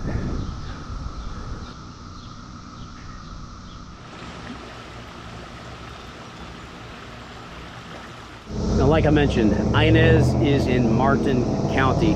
So let's see how this place was named, okay? For Colonel John P. Martin, born in Virginia in 1811. He came to Kentucky in 1828. State House of Representatives, 1841 to 43, U.S. Congress, blah, blah, blah. Delegate from state at large to Democratic National Convention, 1856, so on and so forth. Floyd County citizen for 17 years. He died there in 1862 at the age of 51. I think the places that I've seen the most of out here would be hair salons, churches, and of course, courthouses. So I was walking down the street and I met this gentleman, and so sir, you're a local here? Yeah, my name's John Ward. Okay. And is your family from here and everything? Well, I got two sisters. One lives in Virginia, one lives, my brother lives in Pike County, and I got a brother lives in Moorhead. Okay. And what is your favorite thing about living in Inez? Because the drugs ain't as bad as they used to be. Would you say the locals here are really friendly? Yeah. And where do you go if you want something good to eat besides home cooked meals? I go for the Ronnie Fletcher. They got a restaurant. They got one right across the street there. And what's that place called? Inez Dirty Bar. Oh, I passed that place. That's pretty good? Yeah. Okay. I gotta go get my dinner in a little bit. Get some big pieces of catfish. Oh, nice. Is it expensive? No. Okay. Well, I used to get it right there at Masterpiece Kitchen, but they closed down. I heard there's a Mexican restaurant out here too. You ever been there? No. Never been there? It's up the street up Black Hog, I think, up towards Black Hog, I think. Okay. And they got McDonald's, and they got a Dairy Queen down this way. Okay. Well, I'm going to put this video on the internet, and so people from the U.S. and different countries will see it. It's a lovely town. Okay. Well, sir, I appreciate your time. It's a pleasure to meet you. And I just noticed that John's hat here has an interesting feature. It was lighting up. All the lights stopped now. There it goes. It's lighting up. There we go. Let's go check out the Dairy Drive-In.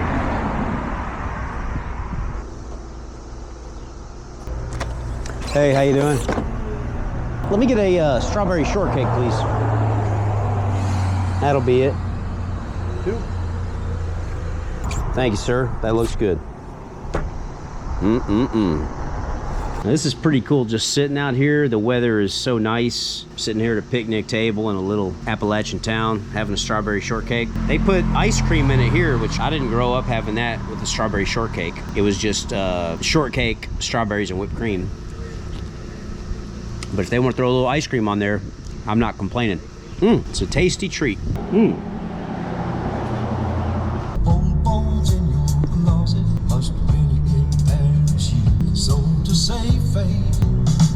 I don't see why you don't get naked with me. Take back the business. I on this was something that I never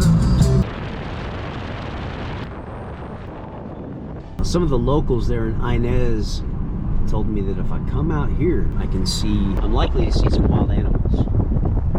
They said bear, wild horses, deer, a whole variety of animals. And I have seen some big piles, I mean really big piles of some kind of animal dung on the side of the road. So I'm just gonna drive back here, park, find an open spot, park for a while, and see if we see anything. So I just pulled off the side of the road. You can see I'm looking out here at this big field. There's a coal company over there, and I talked to the guy out there and asked him, where these animals pop out. He said just pretty much anywhere, but I'm not here at the ideal time of day. It's early morning and late evening. It's not quite late enough for them yet, but you never know. I'm gonna hang out for a few minutes, see what we see, if anything. I mean, worst case scenario, I'll get to stand out here and look at some beautiful nature, so it's a win-win for me. I did see a big old pile of shit here, and I asked the guy, that worker that I just saw, he said this is from the wild horses out here. I've seen a lot of horses in my life, but I've never seen a wild horse. That would be pretty neat to see. Well, I don't think we're gonna see anything, and I don't feel like standing here for 3 hours. I mean, at least we got to see a pile of horse shit, right? I mean, that is proof that there are animals out here. All right, guys, well, I guess that's gonna pretty much wrap up this visit to Inez. I've had a really interesting day. I'm still kind of taken aback by how friendly all the people were there. I mean, everybody in this whole region has been really nice, but it just seemed like in Inez, I just got into conversations with more people, and they were just literally like the nicest people you could ever meet. While compiling and editing this footage, it really brought everything back and allowed me to relive this experience. It's funny how quickly events in our lives, which are our everything in the moment, turn into vague memories that just fade more and more day by day. That's one of the great things about making these travel videos. It keeps the experiences crisp and clear in my mind. If you followed me throughout this entire series, well, then we have gotten to know each other somewhat well, and I was sure glad to have you along for the ride. I love traveling, and I'd do it even if YouTube didn't exist. But the fact that it does exist and I'm able to share these experiences with folks from around the world is truly a magical thing.